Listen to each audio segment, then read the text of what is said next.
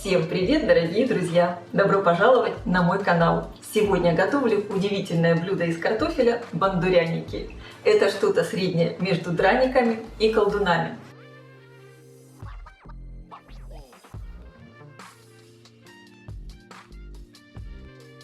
Готовлю их с грибным соусом. Это просто невероятно вкусно. Для всех, кто любит картофель, это блюдо уходит на ура.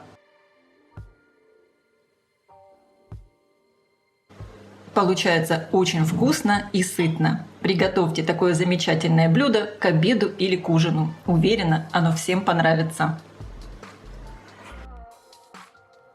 Для приготовления мясной начинки мне понадобится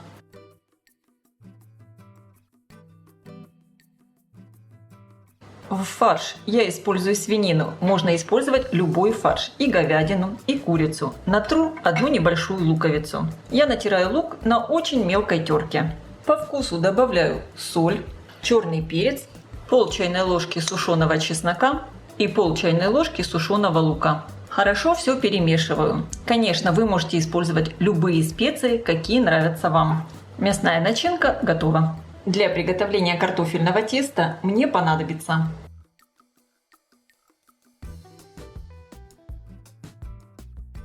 картофель и лук натру на очень мелкой терке. Сегодня мое картофельное тесто отличается от классического рецепта драников.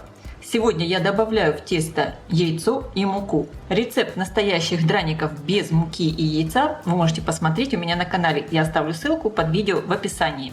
У меня терка трет очень мелко. Теперь сразу же сюда я буду натирать и луковицу. Это нужно для того, чтобы масса не темнела. Натертый картофель с луком выкладываю в миску и натираю оставшийся картофель.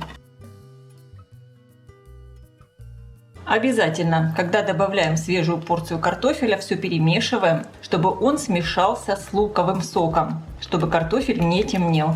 И всю эту картофельно-луковую массу перекладываю в сито и немного отожму.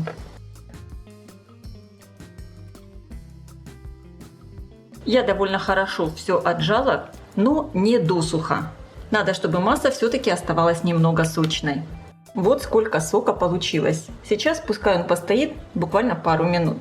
Отжатый картофель перекладываю обратно в миску. Добавляю одно среднее яйцо. Также я добавляю столовую ложку сметаны, чтобы тесто не темнело и оно получается более нежное, со сливочным вкусом. Добавляю соль и чайную ложку сушеного лука. Перемешиваю.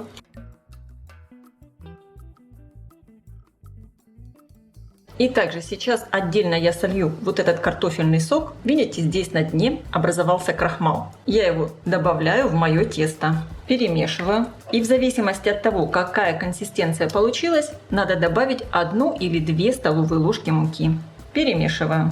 Вот такая в итоге консистенция теста должна получиться. Я включила разогреваться сковородку.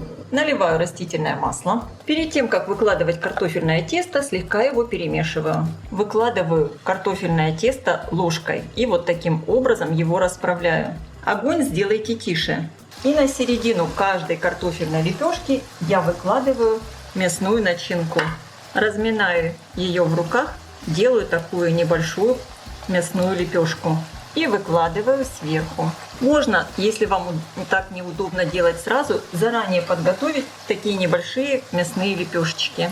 И теперь сверху я все снова закрываю картофельным тестом. Аккуратно его разравниваю, чтобы оно закрыло мясную начинку. Можно сказать, что это такой экспресс-способ приготовления колдунов. Но на самом деле сегодняшнее блюдо у меня называется бандуряники. Бандуряники с мясом и с соусом.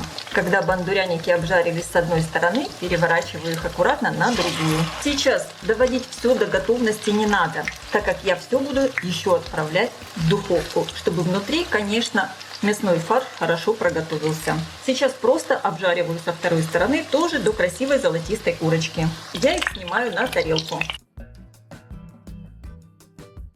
И, конечно, таким образом дожариваю все драники с начинкой. Всего у меня получилось 9 больших драника с начинкой или бандуряника. Для приготовления грибного соуса мне понадобится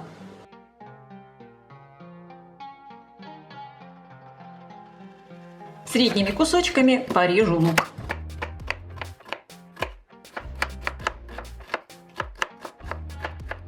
Пластинками режу грибы. Грибы я не режу слишком мелко, так как они, конечно, потом ужарятся. Я поставила разогреваться сковородку. Наливаю немного растительного масла. Отправляю обжариваться лук до легкого золотистого цвета. Стал вот такой прозрачный и слегка золотистый, добавляю грибы. Также обжариваю до золотистого цвета и чтобы из грибов ушла лишняя влага. Грибы с луком обжарились. Я их немного сдвигаю в сторону. Добавляю в сковородку кусочек сливочного масла. И также всыпаю муку. Обжариваю муку в сливочном масле, чтобы она стала такого легкого золотистого цвета. Прямо перемешиваю ее со сливочным маслом. Теперь перемешиваю все с грибами. Вливаю в сковородку немного воды. Перемешиваю до однородности. И добавляю сметану. Огонь сейчас надо сделать минимальным. Густоту соуса корректируем водой.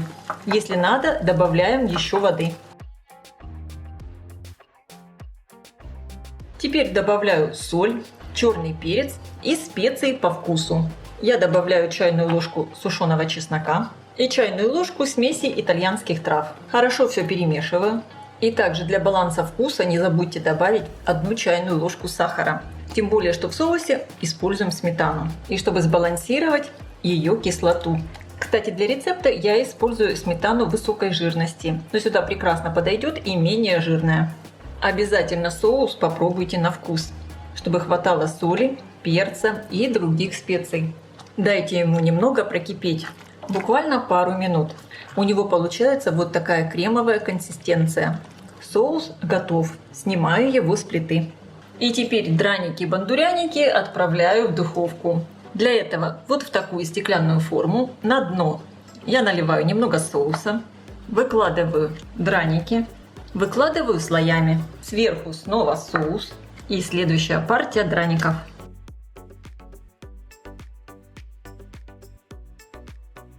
Снова соус.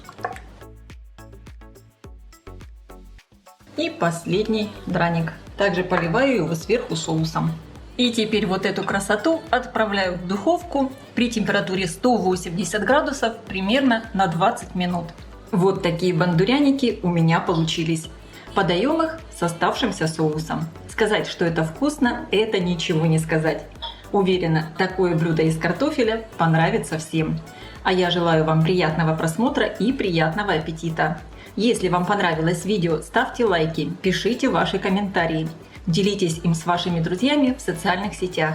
И, конечно, подписывайтесь на мой канал, чтобы не пропустить новые интересные рецепты.